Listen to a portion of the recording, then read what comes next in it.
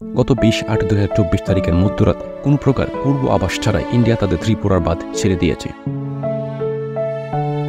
বাংলাদেশের ঘুমন্ত নিরীহ মানুষগুলো কখনোই কল্পনা করতে পারে নাই যে ঘুমের মধ্যে তাদের বাড়িতে বাঁচতে হবে। এটা কি কোনো মানবিক কাজ? প্রশ্নটা আপনাদের কাছে করে গেলাম।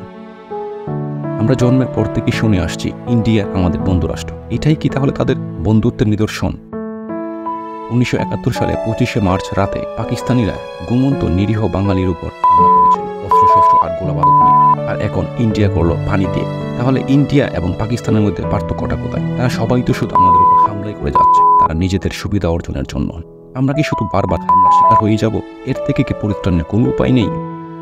আছে, অবশ্যই আছে। এখানে একটা ডট রাখলাম। আপাতত আমাদের এই দেশ স্বাধীন হয়েছে প্রায় 54 বছর। এই 54 বছরের ইতিহাসে কোনো সরকার প্রধানই ইন্ডিয়ার প্রতি চোখে চোখ রেখে কথা বলার সাহস হয় নাই। সবাই শুধু ইন্ডিয়াকে দিয়ে গেছে। সদ্য সাবেক প্রধানমন্ত্রী শেখ হাসিনা তো সংবাদ সম্মেলন করে নিজের মুখেই বলেছিল যে ইন্ডিয়াকে আমরা যা দিয়েছি তা ইন্ডিয়া কখনোই বলতে পারবে না। আমরা ভারতকে যে দিয়েছি সেটা ভারত সারা জীবন মনে রাখবে। কিন্তু এখন আমাদের সময় এসেছে। এই প্রথম কোনো সরকার প্রধান দেখলাম যে কিনা যে ইন্ডিয়াকে বলতে পেরেছে তারা যেন আমাদের অভ্যন্তরীণ ব্যাপারে নাক না গলায়, তাহলে তাদেরকে 7 সিস্টার্স নিয়ে শান্তিতে থাকতে দেব না। নতুন এই অন্তর্বর্তীকালীন সরকারের কথা এবং কাজের যে প্রমাণ আমরা দেখতে পাচ্ছি তাতে আমরা আশায় বুক বাঁধতেই পারি। আমরা আর গরিবের বউ হয়ে থাকতে চাই না, কারণ গরিবের বউ সবারই ভাবি হয়। এতদিন আমরা দেখে আসছি শুধু উন্নয়ন আর উন্নয়ন, জ্বালারে জ্বালা। এখন তো দেখি শুধু ঋণ আর ঋণ। সাবেক সরকার এই দেশটাকে একটা লুটপাটের দেশ বানিয়ে ফেলেছে। আমাদের এই দেশটাকে শুধু শস্য উৎপাদন করা দেশ ছাড়া আর কিছুই ভাবে নাই তারা। শস্য বলতে আমি বলছি তারা এখান থেকে টাকা উৎপাদন করে অন্য দেশে কুটি কেড়েছেন। বর্তমান এই সরকারের উচিত তার বহির্বিশ্বের সাথে যে সম্পর্ক সেটা কাজে লাগিয়ে এই শস্য উৎপাদনকারী কৃষকদের শস্য এই দেশে ফিরিয়ে আনা হোক। আর যারা এই দেশে শস্য লুকিয়ে রেখেছে তাদের শস্যগুলো জব্দ করে সরকারের কোষাগারে জমা করা হোক। এক সালমান এফ রহমান 36,000 কোটি টাকা একাই মেরে দিয়েছে। সাবেক স্বরাষ্ট্রমন্ত্রী তিনি বস্তায় করে টাকা নিতেন। সাবেক শিক্ষামন্ত্রী টাকার বিনিময়ে বিসি অধ্যক্ষ পদ বিক্রি করতেন। এরকম সব শস্য উৎপাদনকারী কৃষকদের শস্য দেশে ফিরিয়ে নিয়ে আসার ব্যবস্থা করা হোক। বাংলাদেশের সীমান্তে ইন্ডিয়ার যতগুলো ড্যাম বা ব্যারেজ আছে তার প্রত্যেকটির বিপরীতে আমাদের দেশের মাটিতে তাদের চেয়েও বড় করে ড্যাম বা ব্যারেজ নির্মাণ করা হোক ওই শস্য উৎপাদনকারীর শস্য দিয়ে।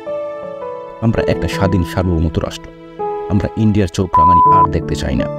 যদি শস্য উৎপাদনকারীদের শস্য দেশে ফিরিয়ে আনতে সময়ের প্রয়োজন হয় তাহলে এই ড্যাম বা ব্যারেজ নির্মাণের জন্য আমরা যারা সরকারি বেসরকারি চাকরিজীবী এবং প্রবাসী আছি তারা সবাই মিলে মাত্র 1000 করে টাকা দিলে এই ড্যাম বা ব্যারেজ নির্মাণ করা সম্ভব। ইন্ডিয়াতে এখন যেমন ইলিশ দেওয়া বন্ধ হয়েছে তেমনি তাদেরকে আমাদের মূল্যবান সম্পদ গ্যাস দেওয়া বন্ধ করা হোক, কারণ ইন্ডিয়ার মতো বন্ধুরাষ্ট্র থাকলে শত্রুর দরকার পড়বে না। আজকে কুমিল্লা, নোয়াখালী, ফেনীতে এই যে এতগুলো মানুষ মারা গেছে, এতগুলো পশু মারা গেছে, এত সম্পদের ক্ষয়ক্ষতি হয়েছে, এর জন্য দায়ী আমাদের একমাত্র বন্ধু নামের রক্তচোষাকারী। আর ভিডিওর শেষে আমি ধন্যবাদ জানাতে চাই পিনাকিদা আপনাকে। আমি গর্ববোধ করি আপনার মতো একজন প্রতিবাদী এবং দেশপ্রেমিক মানুষ যে দেশে জন্মগ্রহণ করেছে আমিও সেই দেশে জন্মগ্রহণ করেছি। যত সম্ভব আপনি ফিরে আসুন আমাদের মাঝে এবং দেশের হয়ে কাজ করুন আমাদের এই পিছিয়ে পড়া দেশটাকে এগিয়ে নিয়ে যাওয়ার জন্য। সবাইকে আন্তরিকভাবে ধন্যবাদ আমার এই ভিডিওটা দেখার জন্য। দয়া করে সাবস্ক্রাইব করে আমাদের পাশেই থাকুন।